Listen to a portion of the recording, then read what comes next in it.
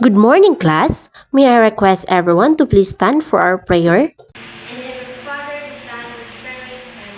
Lord, thank you for this day that we are in school to learn. Amen. Amen. Once again, good morning, class. By the way, I am Labrador Shira, and I am your teacher for today in English 6 in our class. How are you today, class? We're fine, teacher. Okay, very good. That all of you are fine today. So everyone, so please be seated. So now, class, to ensure that we can have a productive learning environment, I have here a classroom role so that you will be guided during our class discussion. So everybody read our classroom roles, class. Sit properly. Listen carefully. Raise your right hand to speak. Engage actively. So how to sit properly, class? Okay, very good. Is our classroom rules are clear to all of you, class? Yes, teacher. Okay. Now, class, I have here attendance so that I will know that you are absent today. So if I will call your name, so say present if your name is called. Understand, class? Yes, teacher. Okay, very good. Elmi, present, teacher. Breton, present, teacher. Okay, very good. No one is absent today. So now, class, I have here a story entitled The Street Child. Do you want to read the story, class? Yes, teacher. Okay, very good. So please read the first paragraph first. Leo, a young boy about 12 years old, living on the streets. He had no family, no home, and survived by scavenging for food from the people who passed by him on the street, hoping that someone would offer him something to eat. Okay, now class, what do you think Leo felt living on the street? Okay, Razan? Teacher, I think he feels sad teacher because he's just around somewhere teacher without any home to any shelter teacher. Okay, very good. Yes, Almi? He feels hungry, teacher. Okay, very good. That Leo might feel hungry or sad because? We reach on the street teacher. Okay, very good. Because Leo live on the street and scavenging for food in order for him to survive. Do you want to read the story, to continue to read the story, class? Yes, teacher. Okay. One rainy night, Leo huddled under a bridge, shivering and hungry. He watched as people rushed by, hoping that someone would take pity on him and offer him some food. Okay, class. Have you seen children or old people begging on the street for food, class? Yes, teacher. What did you feel while seeing them? Sad, teacher. Why? Yes, Angel? Because I want to give him some food, teacher. Okay, very good. So let's continue to read the story, class. Just then, a kind-hearted older man walked by, carrying a bag of food. He saw Leo and immediately recognized the desperation in his eyes. The old man had lived a long and fulfilling life, and he knew how precious every human life was. Okay, now class, what do you think that the older man sees in Leo's eyes? Yes, Razel? Teacher, the old man sees sadness in Leo's eyes teacher.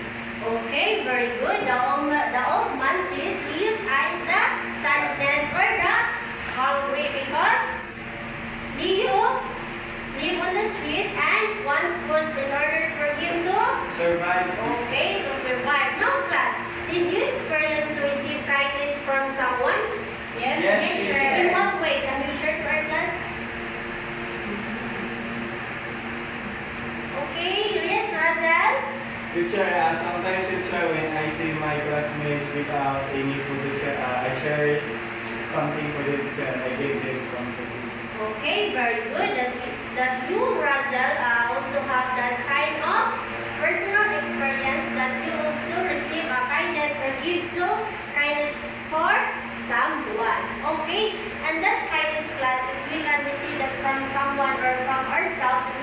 So if it's different, we can have grateful feelings, right? Yes, teacher. Okay, very good. So our topic for today, class, is all about everybody read class.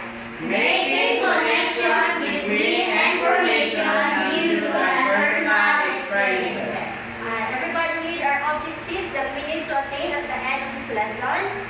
Distinguish the ways of making connections between information, stories that are viewed or read. Reflect thoughtful insights about the relevance of making connections between information, viewed and personal experiences, and present a role play by making connection to the given story. Okay.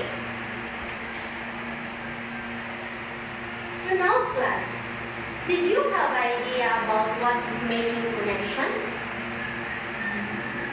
Anyone? Yes, Juana? Teacher, relating to the new information that have experience already, teacher. Okay, very good. That's correct. So making connections refers to the process. So everybody read class. Refers to the process of relating new information, ideas, or experiences to prior knowledge or text. It involves identifying relationship or similarities between different pieces of information. Okay, so making connections, class. So we can make connections when we watch TV. Did you watch a news, class? Especially 24 horas? Yes, teacher. Did you read a book, class? Yes, teacher. Okay, very good. Now, class, in making connections, there are 3 ways on how we can make connections. But before that, class, I want you to read a story entitled The Little Match Girl. Sophia, a young girl no more than 10 years old, lived all alone in a small town. She had no parents to take care of her, and she struggled to survive on her own. Sophia spent her days selling matches on the street to earn enough money to buy food and shelter. One cold and snowy winter evening, Sophia huddled in a corner, trying to escape the bitter wind. She had sold only a few matches and her feet were numb from the cold. As she lit a few matches to warm herself up, Sophia saw visions of a warm fire, a delicious meal, and a loving family. She wished she had a family to care for her, to keep her warm and safe. Just then, a kind old woman appeared beside Sophia.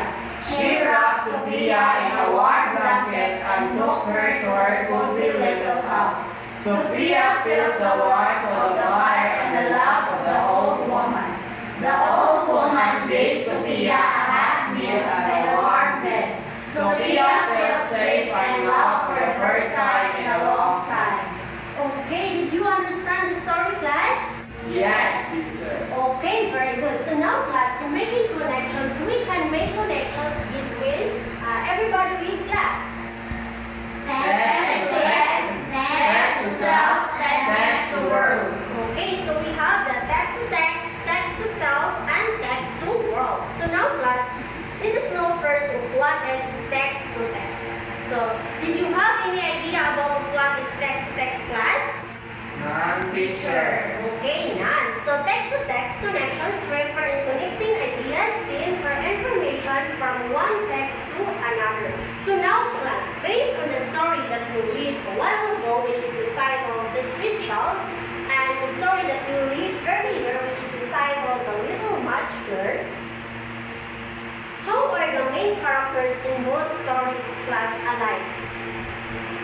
Do you have any idea? Yes, Razel? Teacher, they are both kawawa teacher. They're alone teacher and struggle. They're like struggle and teacher trying to survive every day teacher. Okay, correct. So, both main characters of the story are alone and struggling to find food and shelter. Okay. Another. Yes, Angel? Based sa doon ko sa teacher kay they both don't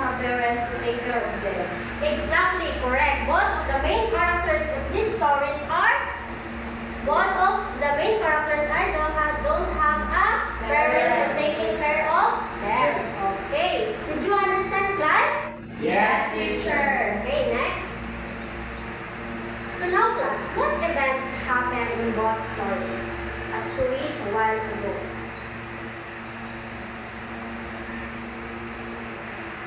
Anyone? Yes, Razel?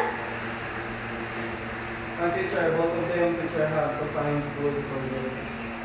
Okay, very good. And both of the main characters of the story are what? A little kids. Yes, a little cat, and also they both find a person To have them. to help them. Okay, very good. So now, class, what message or theme are shared in both stories? Yes, Shali? Even if life is difficult, teacher, there is always a hope, teacher. Okay, very good. So, bisan pa man sa kalisod sa kinabuhi mo, nara Japoy? Mutaaba. Yes, nara Japoy, mutaba or nara Japoy, pamahagi. Okay, did you understand, class? Yes, teacher. Okay.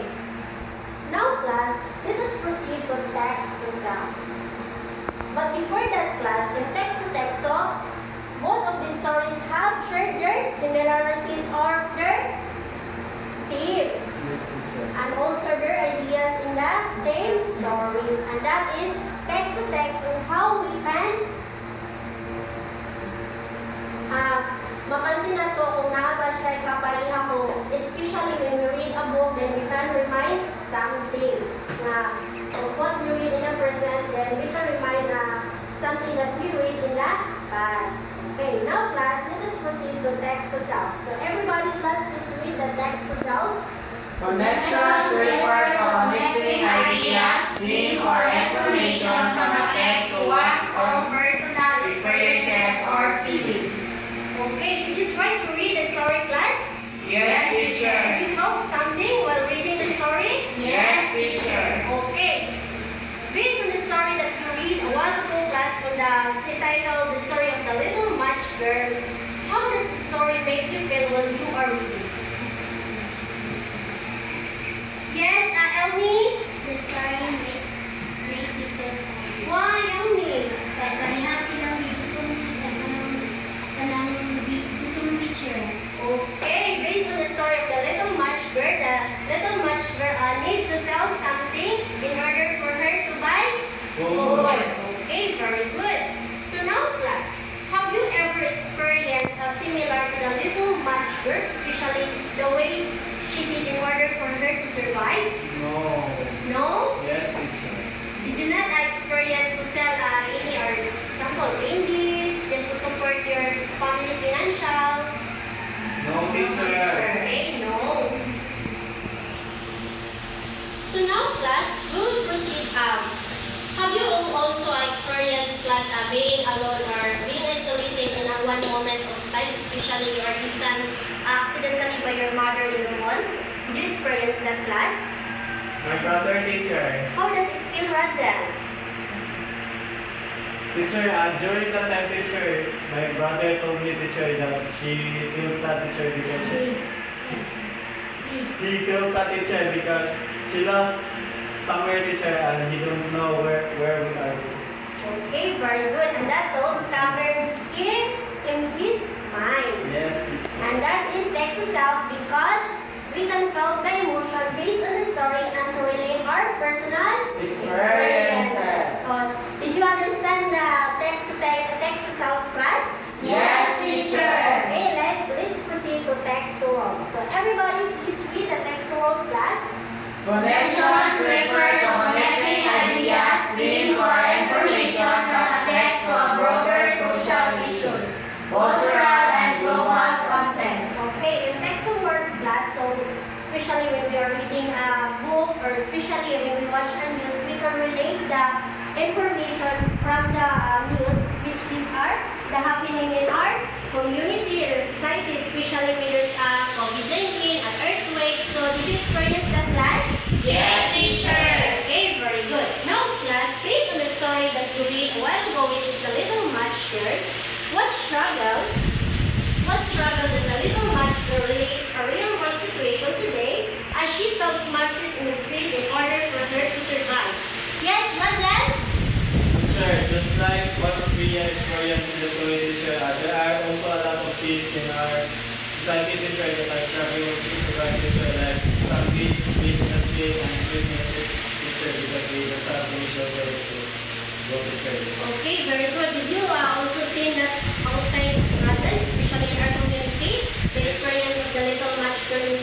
Yes, teacher. Okay, did you relate? Yes, okay, very good. Let's give a karate clap for Azel. Okay. Now, class, what difficult situation faced by the main character of the Little Match Girl is also faced by the main children today? Yes, Angel? Based sa the story sa main character sa The Little Match Girl teacher is one niya is homelessness teacher. Okay, the homelessness from being an orphan because she don't have a family or even parents. So, did you also experience that class, especially for your neighbors, that they don't have a family? Yes, teacher. Okay, so that means that you can relate based on your personal Experiences. Okay, did you understand to our lesson for today, class? Yes, teacher. Okay, very good. So now, class, I will group you into two groups. But before that, please read our directions for your activity. Present a role play by making connections to the given story entitled The Empty Lunchbox. Okay, very good. So, but before you proceed for your role play class, so please read the story which is entitled The Empty Lunchbox. For that, you will know how you can make connections between this given story. Okay, this will be the group 1, the group 2. But before the class, we have here our rubric. So everybody please read class. Correctness 30%, cooperation 10%, time bound 10%, total 50%. Okay, did you understand class? Yes, teacher. Okay, I will just give you a 3 minutes.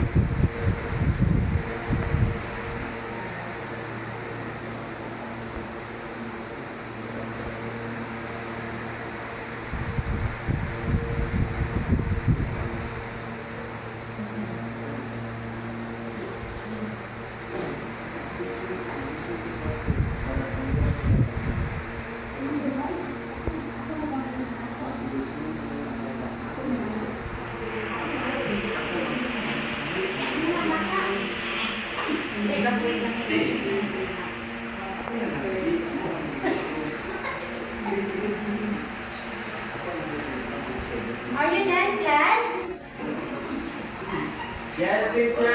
Okay, you will now present your role play on how to make a connection space in a given story titled The Empty Lunchbox. So you will now present in front.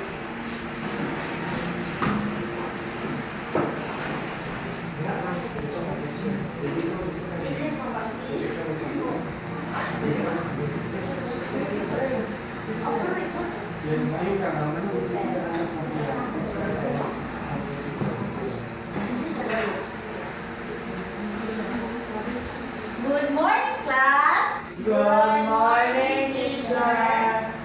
How are you today? We're fine, teacher. How about Razel? I'm not fine, teacher. I'm hungry, teacher. Wala kay balon? Yes, teacher. So, sige, mamita ng taog po. Sana yung makaon. Yes, teacher.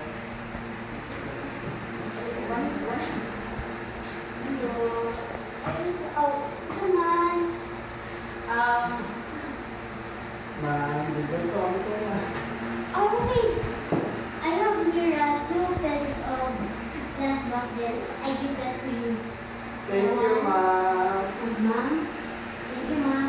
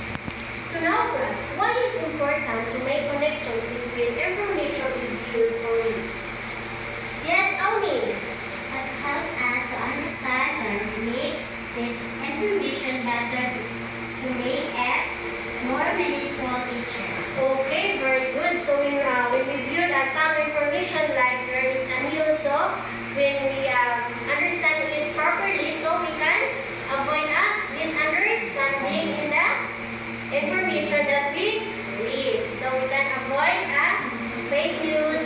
Okay, understand class? Yes, teacher. Okay, very good. So it helps us to understand. So everybody please read class. It helps us to understand and relate the information better to make it more understandable and to avoid misunderstanding. Okay, now class. How can making connections between information and personal experiences help us in our everyday lives? Yes, Shali? It helps us develop critical thinking skills and reading comprehension and make informed decisions. Okay, correct. So when you make connections between the information that you view, so you can make informed decisions by yourself and also to others. Okay, all right, class? Yes, Did teacher. you understand, class? Yes, teacher. Okay, let's proceed to your evaluation activity. So everybody, please read the direction, class. Choose the letter of the correct answer. So all you need to do is to get one first sheet of paper in order for you to answer. I will just give you 2 minutes to answer.